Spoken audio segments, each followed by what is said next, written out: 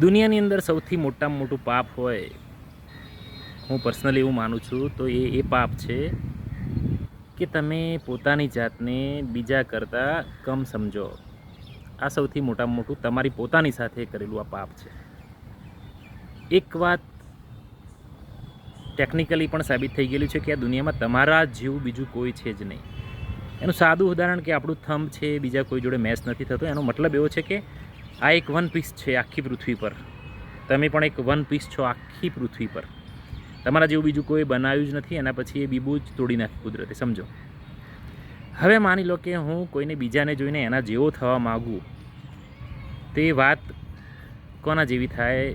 તો માની લો કે કોઈ ગુલાબનું ફૂલ છે, એ સૂરજમુખીના ફૂલને જોઈ લે અને એને એવું થાય કે આ મારા કરતાં પણ મોટું છે, યલો કલર, મારા કરતાં હાઇટમાં વધારે ઊંચું છે.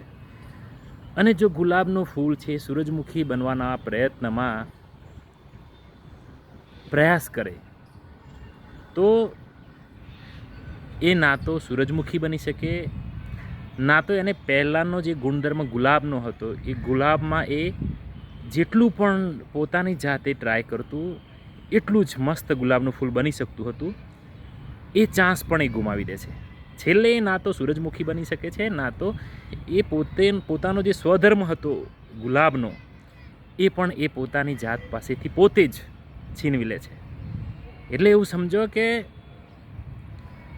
Vote ever you are, wherever you are, તમારા જેવો પીસ આ દુનિયાની અંદર બીજું કોઈ છે જ નહીં.